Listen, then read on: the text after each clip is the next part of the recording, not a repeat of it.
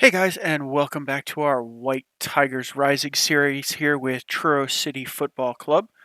Um, Another good month since we last met. So when we last met, we drew 1-1 with Farnborough. Uh, we then came home to face Sutton United in definitely a difficult game.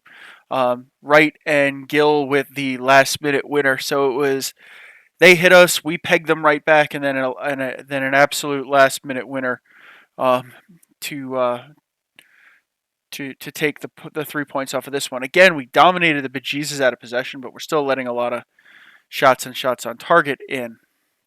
Um, we then stayed home and played Havant and Waterlooville.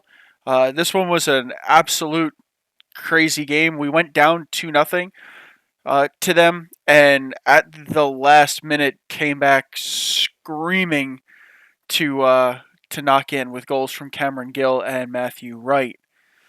Uh, we then played away at Maidstone, which was a lower, they were mid-table ish, and drew 0-0 and faced an unholy amount of pressure through this.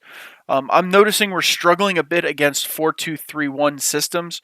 We actually switched this up to play a 4-4-2 because I wanted to have more in the back. Our 3-4-3 is good when we're going sort of offensive against teams, but when they start overloading the midfield like that, it's just way too difficult for us to kind of keep up. We just can't keep any real possession.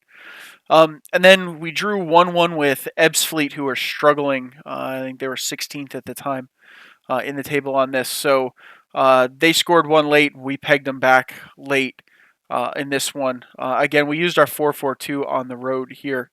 So we're back home against Bishop Stortford. They're in 10th. From the league table, we're in 5th. There's a whole mess of congestion. So we're 6 points clear of the relegation zone, 3 points clear, or 3 points to the top on this. So a win today would be really nice in terms of helping us, kind of keep our play, keep hovering around these playoff spaces here. It, you know, with what we want to try and do. I'm pleased with how the team's playing, although we are drawing the hell out of games. We're going to need to figure out how to start converting these to wins pretty soon. Otherwise, we're going to be in some level of trouble here as the season drags on. As you can see, we're 3-7-0, so we still have not lost a game. But 7 draws is kind of a lot. As you can see, Ebbsfleet's 1-8-2. Down there in 17th, but the draws are really killing us. So I have to start digging through what's going on to see if we can't figure out how to start turning draws into wins. But that's okay. For now, we're going to see if we can keep our unbeaten run going. Just our yeah. So, 4-1-3-2. So it looks like they're going to stack a lot of guys against us at the back.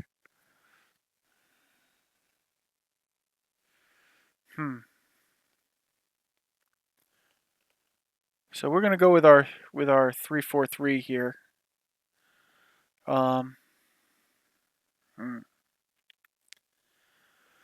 There's not too much I can say about it. Let's see what happens. I prefer having him back here, even though he's terrible at it. Okay, so we'll see we'll see what happens here. I'd like to I'd like to keep this rolling here. The table is super tight again at the beginning of the season.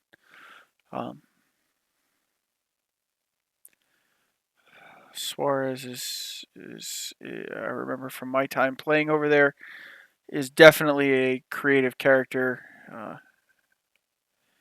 and Higgins is usually a problem as well. So we will and LeBone there. He looks like he's the pushing.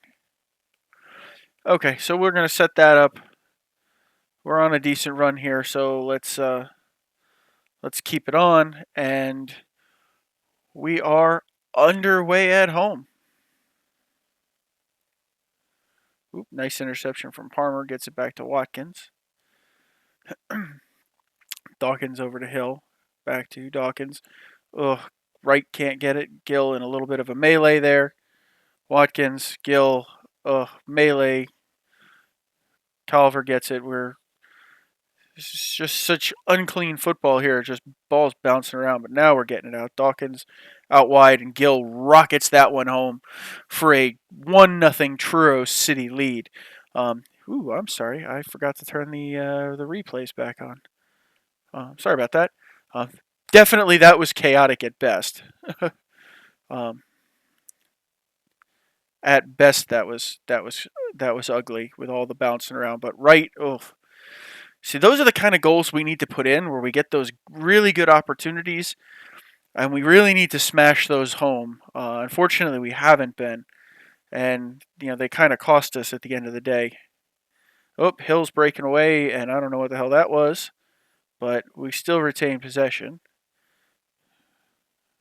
Calver's getting his exercise in back there. Watkins does the same thing, stupidly smacks it against the other guy. I really wish they would stop doing that. I can't quite figure out how to get them from making idiotic decisions where the ball gets where it just gets knocked off the guy standing right exactly in front of them. Because frankly, that's really annoying. We're dominating the heck out of the game so far here, which is nice to see. This tactic plays so well at home for us. Like I said, where we get into trouble is when they start overloading the attacking midfield, and we just get so overwhelmed. But a formation like this is definitely playing. Oh, miss. Sammy Williams whiffs on that one. But this type of formation, woof, little dicey from the corner. Plays really quite well into our hands with them sitting back deeper, and then we can push our strikers forward on them. So it keeps less pressure in the midfield against our guys. And having the extra striker certainly keeps their fullbacks pinned back. Oof, into the wall. Come on, nice stop. See, they're not having a lot of possession, but they certainly are getting a lot of shots in all of a sudden here.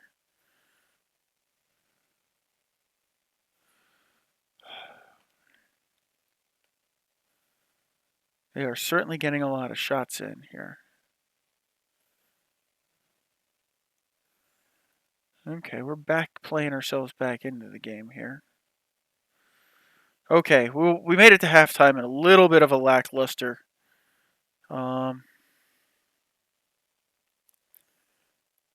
Let's get the job. Let's make sure that the job still gets done. I don't want them to be complacent here. We need the job to get done. Okay, so we are underway in the second half. Boy, one more goal here would be Gill. See, these are the kind of things those are the kind of opportunities we need to put away. As we're getting the system gets our strikers into good positions, but we're just not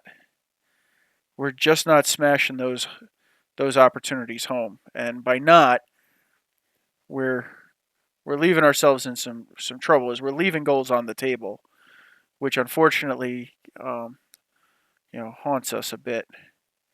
Strobel finds Wright, finds Gill, can't make it happen again. Yeah, so those are the kind of moves we're really getting ourselves into a fair bit of trouble here.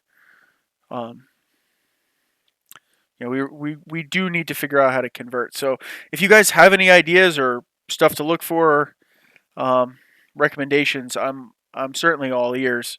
Whoa, offside. Woof. As to what to do, I may end up having to get rid of one of these strikers and see if I can't find another one to play in the mix on this. I may have to see what I can do on that one to see if I can figure out somebody who fits this a little better. Oof, LeBone wide open. Leasley scores, and that's 1-1. God, I really despise those. But the whole squad standing in the middle leaves him. And this is the guy we said to specifically close down Mark, get over, and we leave him all by himself, wide open out there.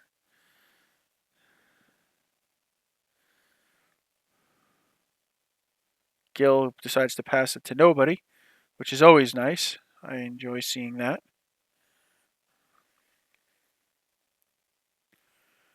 Watkins. Dawkins, come on. Hill. Right. And again, Strobel picks it up.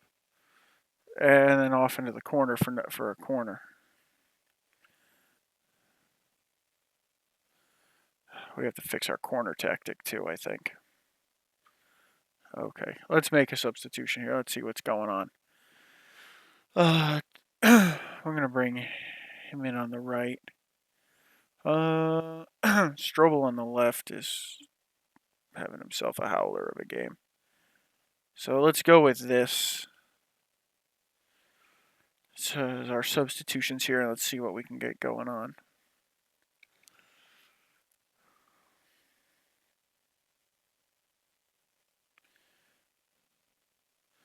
Oh, Gil right over there, and he misses. See, so this is the kind of stuff that we can't keep missing because it's killing us. I mean, we should easily have a number of these draws as wins, and we should be sitting way out at the top of the league here. But we just cannot convert, which is killing us. We're keeping all the ball. We're getting a lot of chances. We just cannot convert. I think we may be looking to see if we can't do something about getting more of a pure goal-scoring threat in here. Because frankly, we could use a little something. Because this is not doing it for us. Because we're so vulnerable to that one, those little one laps. At this level, we're going to end up with these little one-goal lapses, in games, and to end up as a draw on this because we couldn't convert most of our chances is really, really absurd to me. I don't, we're playing, well. I think we deserve better than we're getting.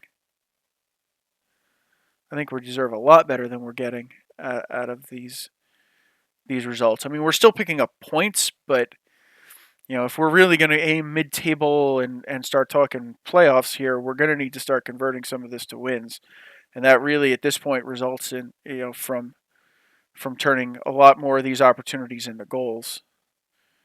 Well, here we go again, guys. So Truro City 1, Bishop Stortford 1. We kept our run going. But like I said, we're still failing to convert a bunch of chances here. So we're sitting in fourth on 17 points, but we're starting to get disconnected a bit from the top so far. So if you guys have any ideas of things to look at or some ideas, I'm certainly all ears on that one. But let's take a quick look at the schedule and see when we'll come back the next time. So to the schedule. Okay, guys, it looks like we're going to come back for the Gloucester game here at the end of October, and hopefully we see a lot less yellow dots and a lot more green dots going into the mixture here. So until then, guys, if you like what you're seeing, feel free to leave a like. If you want to see more of my Truro City as well as Paul's FC United of Manchester, please subscribe for our 2 videos coming out each day. And if you got any suggestions or thoughts, please feel free to leave them in the comments and I'll get back to you. And until next time, we'll see you soon. Bye now.